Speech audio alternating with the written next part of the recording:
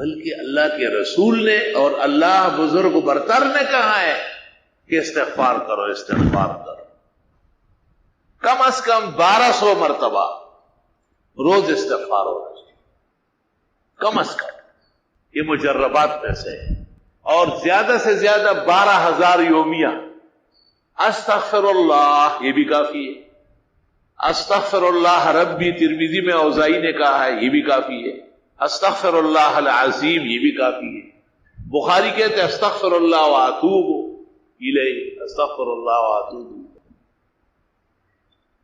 استغفر اللہ الذی لا الہ الا هو الحی القیوم واتوب الیہ، استغفر اللہ العظیم الذی لا الہ الا هو الحی القیوم واتوب الیہ۔ جس نے 3 دفعہ یہ پڑھا غفر له ذنوبه وان كانت كزبد البحر، سمندر کے جھاگ کے برابر گناہ معاف۔ غفر له ذنوبه وان كانت كأوراق الشجر، درختوں کے پتوں کے برابر کیوں نہ۔ غفر له ذنوبه وان كانت كأيام الدنيا، دنیا کے دنوں کے برابر۔ وغفر له ذنوبه وان كانت كرمل عالج، جیسے ریت کا تودا، دشگو ڈیرے غر، ریت میں کتنے دانے ہو گئے، اتنے گناہ ہیں، لیکن استغفار آپ نے کہا استغفر اللہ العظیم الذی لا الہ الا هو الحی القیوم واتوب الیہ، استغفر اللہ العظیم الذی لا الہ الا هو الحی القیوم واتوب الیہ۔ آپ نے دنیاوی مسائل کا حل استغفار بیان کیا ہے، دنیاوی نہیں، دینی اور دنیا دونوں کے مسائل ہیں۔ سورۃ انفال میں اللہ نے فرمایا ہے کہ استغفار سے عذاب رکتا ہے۔ سورۃ ہود میں فرمایا ہے کہ طاقت تمہاری بڑھ جائے گی، استغفار کرتے رہو۔ سورہ نوح میں فرمایا انہ کان غفار، استغفار سے اللہ گناہ بخش دے گا۔ یرسل السماء علیکم مدرارا، باران رحمت موسلادھار برسے گا۔ وَيُمْدِدْكُمْ بِأَمْوَالٍ وَبَنِينَ، مدد کر دے گا تمہاری مال اور بیٹے دے گا۔ وَيَجْعَلْ لَكُمْ جَنَّاتٍ، اور تمہیں جنتیں دے گا۔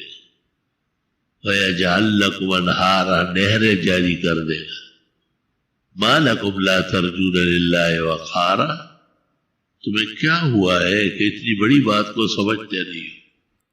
کہتے ہیں کہ اگر حضرت علی رضی اللہ عنہ، حضرت حسن بصری، شیخ عبد القادر جیلانی، معین الدین چشتی، سارے مل کے ان سے 100 مرتبہ کوئی مانگے، اس سے بڑھ کر وظیفہ نہیں مانگتے۔ یہ سب سے اعلیٰ وظیفہ جو اللہ خود دے رہے، استغفار کا۔ اور 5 سے لے کے 10 دن میں 10,000 مرتبہ استغفر اللہ ربی من کل ذنب واتوب الیہ، استغفر اللہ الذی لا الہ الا هو الحی القیوم واتوب الیہ۔ پھر 35 دنوں کے اندر 75,000 مرتبہ، اور پھر 40 دن کے اندر 1.25 لاکھ۔ کوئی دعا ایسی کائنات کی نہیں جو قبول نہ ہو، خاص کر رزق کی تنگی، مالی تنگی، سب کے سب چھٹ جائیں۔ دوسرا کام استغفار کا ہے مرادیں پوری ہونا، دعائیں قبول ہونا۔ استغفار کی کثرت کرو، نہ پیر کی ضرورت، نہ مرید کی ضرورت، نہ زیادہ چلے کاٹنے کی ضرورت، نہ مشق اٹھتے بیٹھتے۔ استغفر اللہ الذی لا الہ الا هو الحی القیوم واتوب الیہ، استغفر اللہ ربی من کل ذنب واتوب الیہ، اللہم انت ربی لا الہ الا انت خلقتنی وانا عبدک وانا علی عہدک ووعدک ما استطعت، اعوذ بک من شر ما صنعت، ابوء لک بذنبی وابوء لک باسمی فاغفر لی فإنه لا يغفر الذنوب الا انت، سید الاستغفار۔ کچھ نہیں پڑھتے، وَلَا کنڈ زویا یسخ گویا، استغفر اللہ ربی استغفر اللہ ربی استغفر اللہ ربی۔ وقت تقسیم کرو، 10 منٹ استغفار پڑھو، 10 منٹ آیت کریمہ پڑھو۔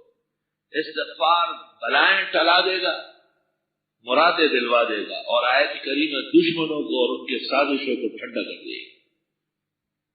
میں نے تمہیں وہ خزانے دیے جو اس زمانے میں کہیں نہیں ملے ہوں، کاش کہ تم میں قدر و احترام، پوری زندگی ایسے شرک کرو، دین و دنیا اللہ آسان فرمائے، زبان استغفار سے توجہ، دل استغفار سے معمور رہو۔